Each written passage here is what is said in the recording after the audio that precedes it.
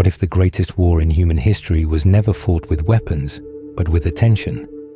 You were taught that freedom was something external, that the chains were visible, and that you were powerless in a world ruled by matter. But what if that belief itself is the first lie? The ancient Gnostics warned of a war so subtle you wouldn't feel it happening.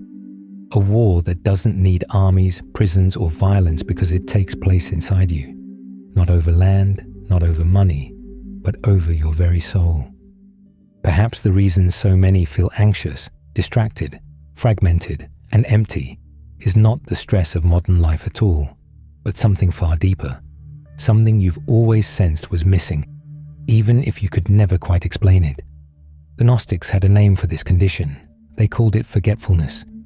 They believed you were not meant to live in a constant state of inner noise, that your awareness was never meant to be hijacked, fractured, and fed back to you as identity. And they warned, explicitly, that most people would never realize it was happening. Because a war for attention doesn't announce itself as a war, it disguises itself as normal life. You don't wake up one day enslaved. You wake up busy, distracted, and with thoughts you've always identified with. But deep down, you've probably always sensed that something in the world is off. That isn't random. It's the subtle fragments of your divine awareness calling out through the fog. That's why silence feels uncomfortable, why stillness feels unfamiliar, and why the mind resists stopping its constant chatter. The Gnostics warned that this is how the soul is captured, when awareness is directed everywhere except itself. In this video, we're going to uncover what the Gnostics meant by the hidden war, the real reason your soul chose to enter an illusion of limitation, and why this ancient warning feels more relevant now than at any other moment in history. And once you understand that the battlefield was never in the world of matter, but within your own awareness, you won't just see reality differently, you'll stop fighting the wrong war.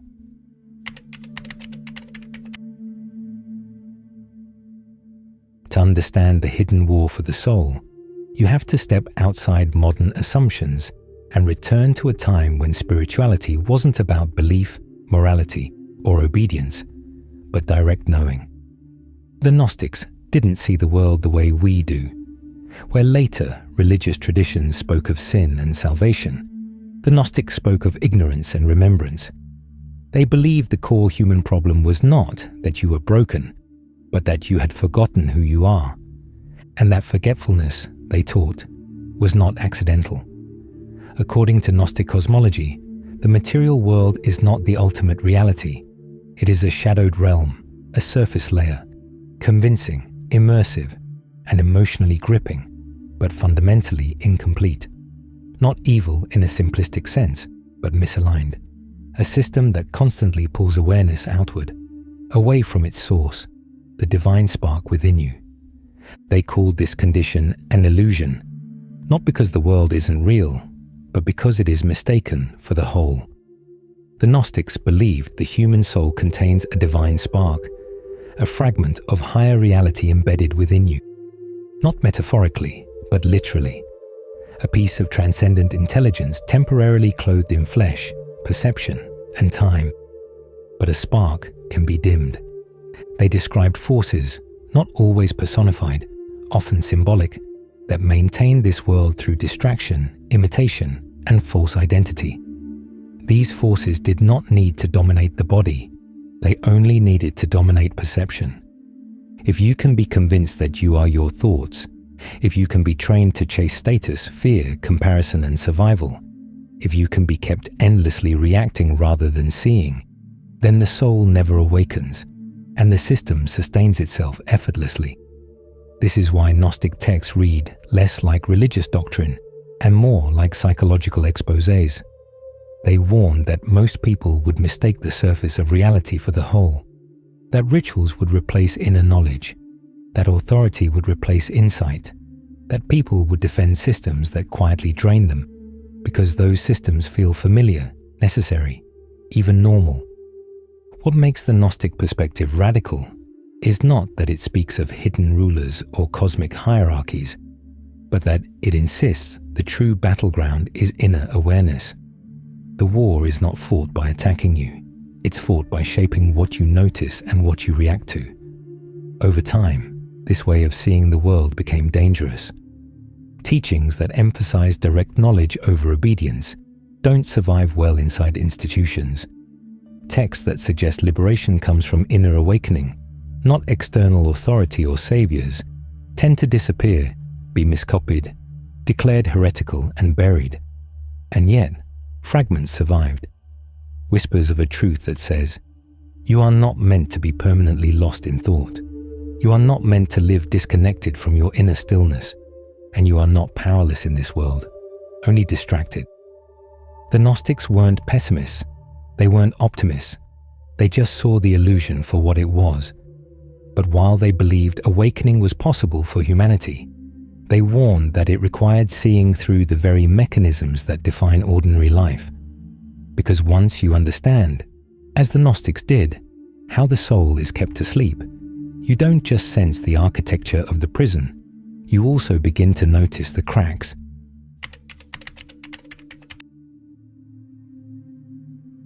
The hidden war for the soul is not fought through domination, it's fought through identification. The Gnostics did not teach that the soul is attacked from the outside. They taught that the soul is lulled into forgetting itself by becoming absorbed in what it is not.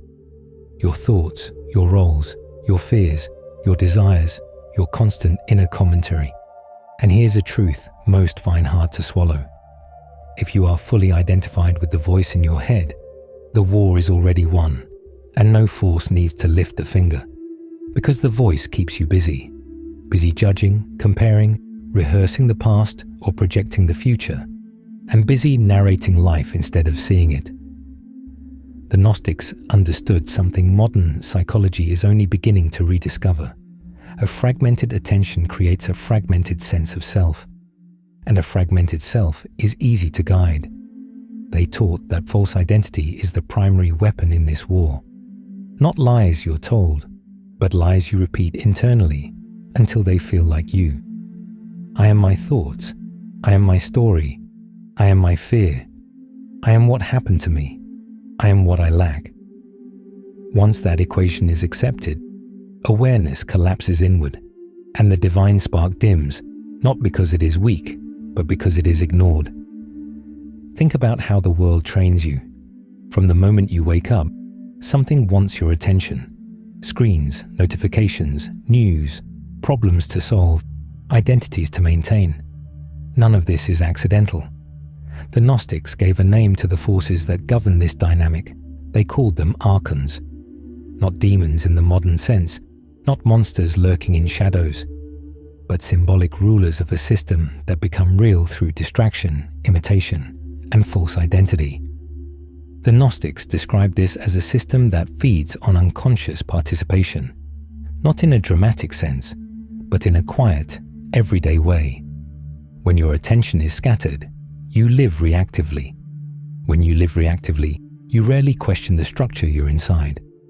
When you don't question it, it feels permanent, natural, inevitable, and solid.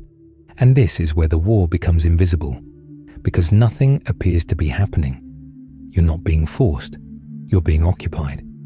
The ancient texts use symbolic language, rulers, realms, veils, not to describe demonic entities we must fight against, but mechanisms, patterns of thought, loops of emotion, and reflexive behaviors that keep awareness locked at the surface of experience. The Gnostics warned that most people would never sense this war because they would confuse noise for life. Constant thinking feels like being alive. Constant stimulation feels like meaning. Constant identity feels like security. But here's the real question. When was the last time you experienced a moment of pure awareness without narration? No commentary, no labeling, no internal argument, just presence. Those moments are rare not because they're difficult, but because they're unfamiliar. And unfamiliarity is the shield of the system. The war for the soul doesn't need to destroy your awareness. It only needs to keep it unexamined. As long as you never step back from your thoughts, as long as you never notice the one who is aware of the thoughts, as long as attention is always pulled outward, the divine spark remains dormant. And this is the most important thing to grasp. The Gnostics didn't believe awakening was about adding knowledge. They believed it was about removing misidentification, which means the war is not won by fighting anything, but by seeing clearly. And once you begin to see clearly, you realize the prison was never locked. It was simply convincing, and that realization changes everything.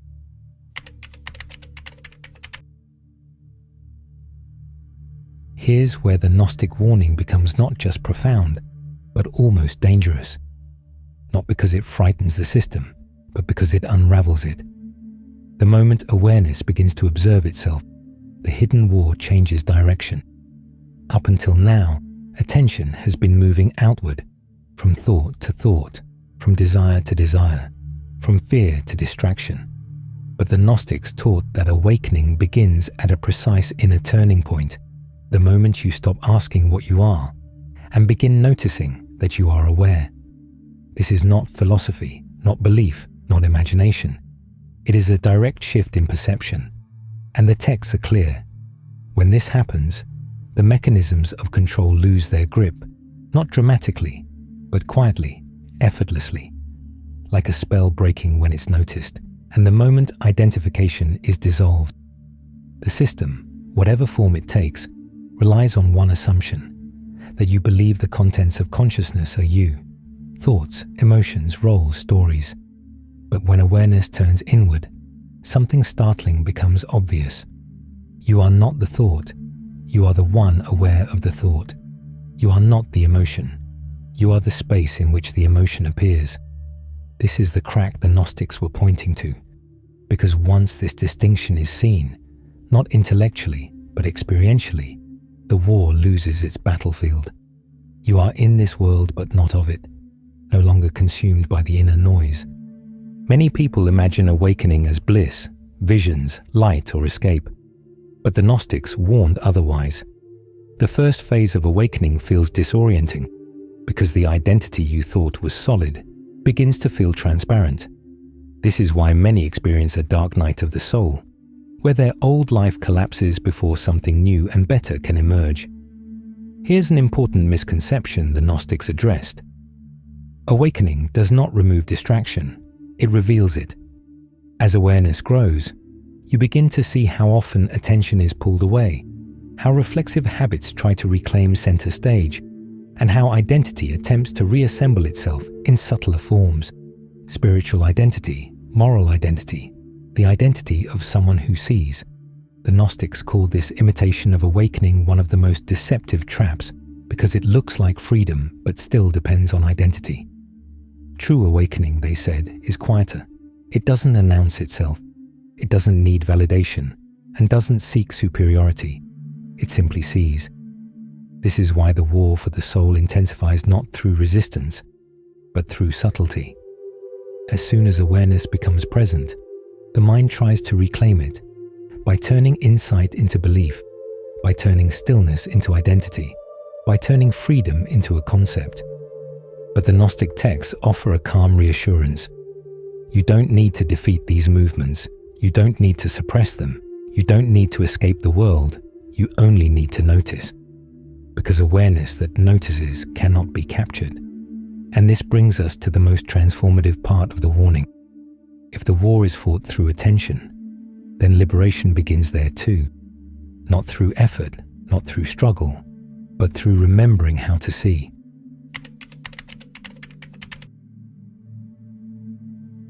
If the hidden war for the soul is fought through attention, then the way out is not a battle plan. It's simply a shift in relationship to your reality. Not a new belief, not a new identity, not a new spiritual role to play, but a different way of seeing. The Gnostics did not offer techniques in the modern sense.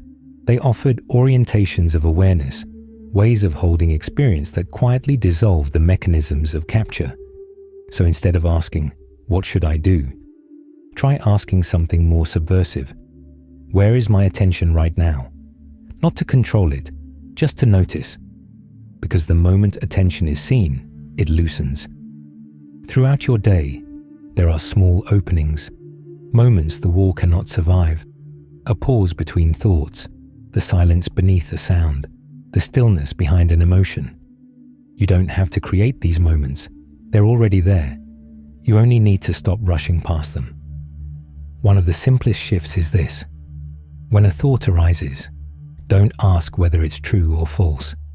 Ask instead, what is aware of this thought? Let the question hang, unanswered, not as a puzzle to solve, but as a doorway. You may notice something subtle. The thought continues, but it no longer defines the space. It moves within awareness rather than replacing it. This is remembrance in action. Another invitation the Gnostics hinted at, without ever spelling it out, is to stop feeding urgency. Urgency is one of the primary engines of the war. The feeling that something must be fixed now, that you must resolve yourself, improve yourself, explain yourself. What if, just briefly, you didn't? What if you allowed a moment to be incomplete, unresolved, unexplained? Stillness doesn't come from effort, it comes from permission. And as this permission deepens, something unexpected happens. You begin to sense when the system is trying to pull you back into identification, not with fear, but with clarity.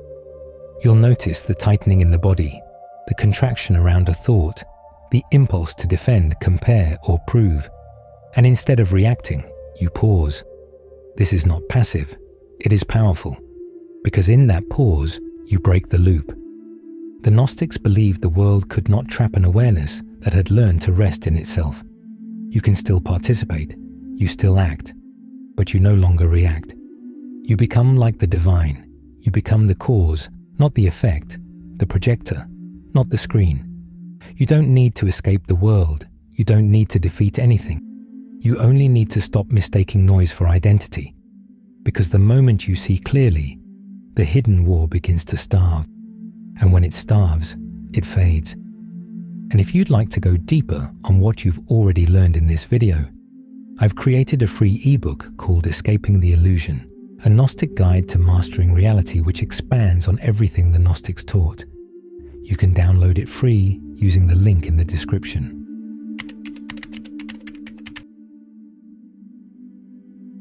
The hidden war for the soul was never meant to be won through force. It was never meant to be fought at all.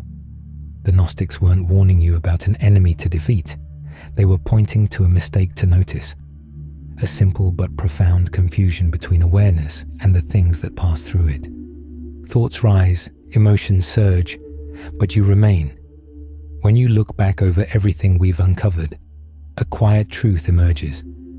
Nothing was ever taken from you. Nothing was ever truly trapped. Nothing was ever lost, only forgotten. The war persists only as long as awareness remains unexamined, only as long as attention is pulled outward and never allowed to rest in itself. And this is why the Gnostic warning still echoes across centuries. Because even now, especially now, the world is louder than ever. As the world grows more chaotic, remember, your reaction is what gives it energy to grow. This simple truth doesn't require belief. It doesn't require withdrawal. It doesn't require becoming someone new. It requires remembering what you were before the noise began, before the names, before the roles, before the endless inner narration. The Gnostics believed awakening wasn't rare because it was hidden, but because it was too simple to be taken seriously. Stillness doesn't announce itself. Awareness doesn't compete. Truth doesn't shout. It waits. And every moment you notice the one who is aware, every moment you pause instead of react, every moment you see a thought without becoming it, the war loses another inch of ground. Not because you fought it, but because you stopped feeding it. So here's the final question I'll leave you with. If your awareness cannot be owned, cannot be consumed, cannot be captured, then who were you before you learned to forget? Because this isn't about belief, it's about remembering. And if this exploration resonated with you, if it helped you see something you hadn't quite named before, you can support this work by liking the video and subscribing to the Gnostic Eye. And remember, what you're looking for was never hidden from you. It was only waiting for your attention to return.